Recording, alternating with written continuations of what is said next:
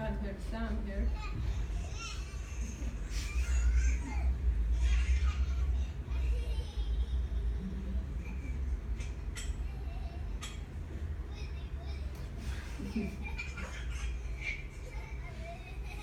Okay.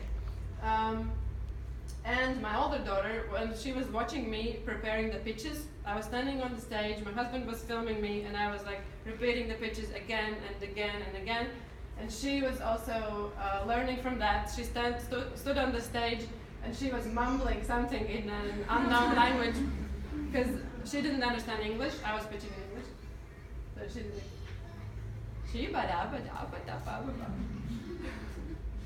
And here she is at Slush, people looking at her a bit strangely because there are usually no kids. And then we graduated, start of sauna. This is the final dinner. Start of sauna always has a final dinner where they say that, okay, here you are, 100 people, usually 1% succeeds, so that one of you who will succeed out of here, remember us. And we were there as well. And we graduated with honors, as I say, because we came back with the first investment for Front, 100,000 euros from Finnish investment fund Inventure. This is our agreement draft that I was sending to my friend lawyer here in Riga. Then there was this period when we were working, we had a team in Riga, we were working here in Tech Hub, and Sundis was living in San Francisco, so there was a lot of Skype calling, a lot of late evenings, early mornings, yeah, also like flexible hours. And afterwards I was going pitching, so we were going for adding more money to the round, because the investment agreement was like this. They give us 100K, and everything that we add in 6 months, every investment, they will share the shares that we have agreed upon with those other investors. So we were interested to add more investment to that. And so I was going pitching around. Here we are together on the bus to Tallinn, where I took my nanny with us. And nanny was staying with my daughter while I was pitching. We were staying at my friend's one time.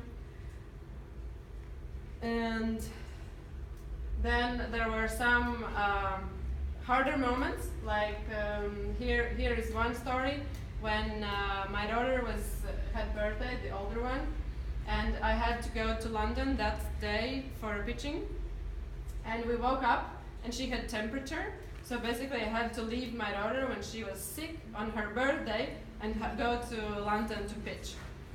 And there is a family photo on my girl's birthday without me. And I was crying on the plane. I was thinking, why the hell am I doing this? Is this worth it? Like, what's happening? But, yeah.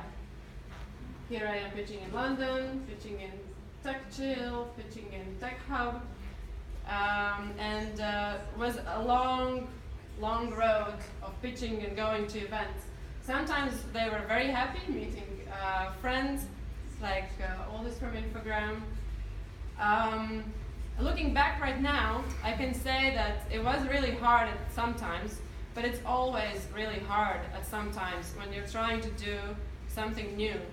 And I don't regret any of that right now. It was a great experience, and I definitely grew as a person. Yeah. You get involved into talking to press as well. And here I wanted to mention that I never say no to anybody who wants to take an interview with me, and also if it's students trying to figure out how startups work, or if they need it for their thesis or masters. I always try to be open to that, because I believe that this is something new happening, and if we don't help others understand it, then we're not growing. So that whole journey, at some point the highlight was when I was pitching in Slush 2 years later after sauna. I was pitching on the big stage. We were in the finals, so out of 200 companies we were in top 4 who were pitching in Slush. And after that we got the second round of investment. So altogether, the funding stages for Frunt are like this. So we had 100K pre-seed, then we got 50K loan, which the Latvian government is guaranteeing, and then we got 350K more investment after the slash. Here is how it was in the timeline. So in the first stage, we were just doing the beta of our product. Our goal was to launch the beta, to see how the users will respond to it, and to get at least 10,000 users, with the goal which we exceeded 4 or 5 times in a couple of months. Then we had the bridge stage where we wanted to get the product to a level where we can launch the paid version. And finally, so the main idea is, of course, to get this hockey stick and get the money flowing in, which we haven't gone that far yet, as Infogram has. We're struggling a little bit, but Frunt is still growing, and I am not working 100% in Frunt anymore, but we have a great team working there, here at the mill. So then the mill.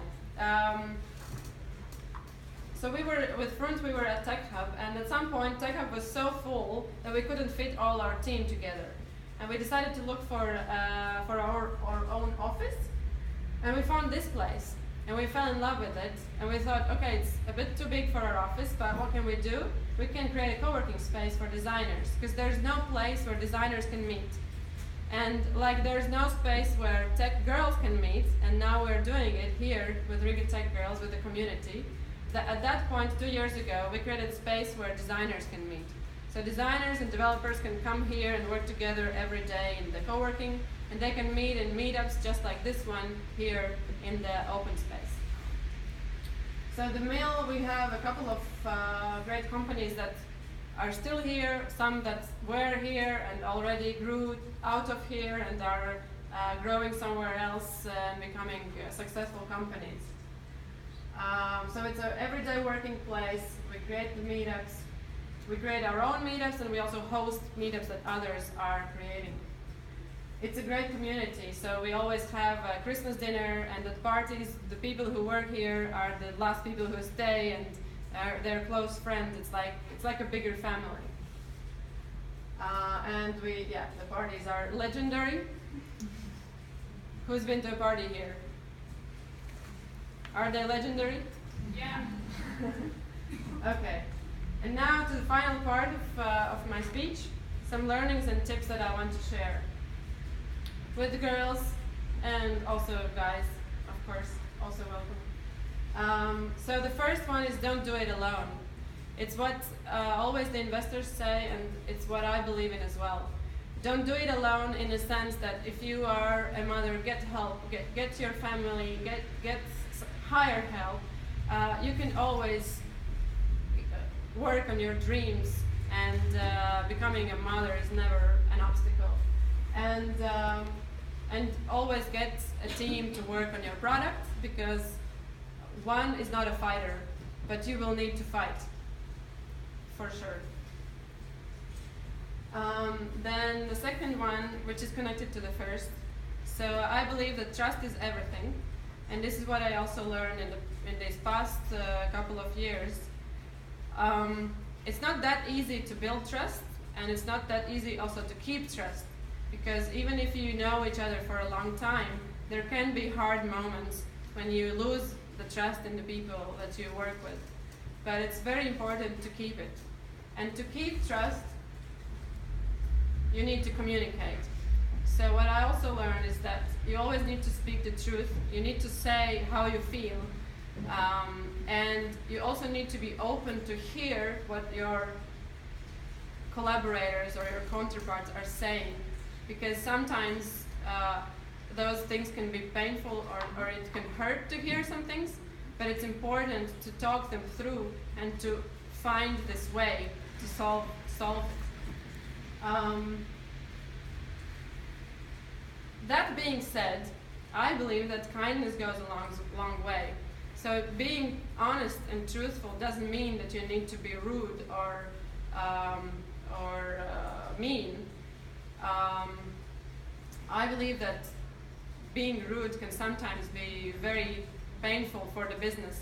It can kill the creativity of the team, it can kill the spirit of the team, but the team spirit and creativity are the most important things that drive your business. So I believe in kindness.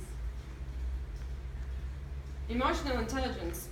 And this here goes to both parts, meaning female and male. I've heard some people say that women are naturally more empathic, but I don't think that it's true in all cases. And sometimes I've met girls who are less emotionally intelligent than the guys that I've met, but sometimes it's vice versa. But I think that emotional intelligence is very important if you want to build something that lasts and something that is big. And if you want to lead a team, it's really, really important. So, and what I mean here is that you don't need to become a robot who doesn't have emotions, but you need to learn to control your anger, and you need to know when you can let it out or how you should do it. Yeah. And again, connected, don't take anything personally. So if somebody offends you, then think why actually that offended you. Not that much of why he said or did something, but why that made me feel some way. Because whatever we say to other people is usually how we perceive things. And if somebody tells me that I'm, I don't know, a bad person, or that they don't like the way I dress, I try to figure out, okay, why they thought that, why they said that as well. And a third, what was the reason why they felt that way. Yeah, I suggest all the girls to be brave. From one side, never miss an opportunity to speak publicly, because that develops your ability to express your thoughts, and that is also important in the communications part. But do your calculations. So if you do some bold moves, research first. I always start with research, and then when I find some basics that I can ground my decisions upon, then I ground them. And you always have to sacrifice something. I believe that all the people who earned millions in the world, they sacrifice something. And you need to always figure out if you're ready to pay this price. At some points you feel that you are, at some points you feel that you're not. Right now in my life, I feel that I've paid some dues to the business side, and I'm trying to be more on the family side. But it's not only family or business, it can be a lot of things. So you need to figure out what you're willing to pay for the, I don't know, the visibility, the success of your company, the money that you earn. There will always be a price, and there will always be ups and downs. So you need to learn to cope with those. When you're really doing great and you're really happy, to celebrate those moments, and also to get back from the down moments when it's really hard. And finally, I think it's too final. So set priorities. What is the most important thing that you need to do in the personal life and in the company? You always, every day, figure out what is the most important thing that I have to do today. And focus on the goal. Don't lose the goal. Because I think many of the failures happen because you start to go in different directions. In startups, in many cases, the failures is because you focus on making the product perfect, and you forget that you actually need the users and the money to go on. So focus on the goal. Thank you.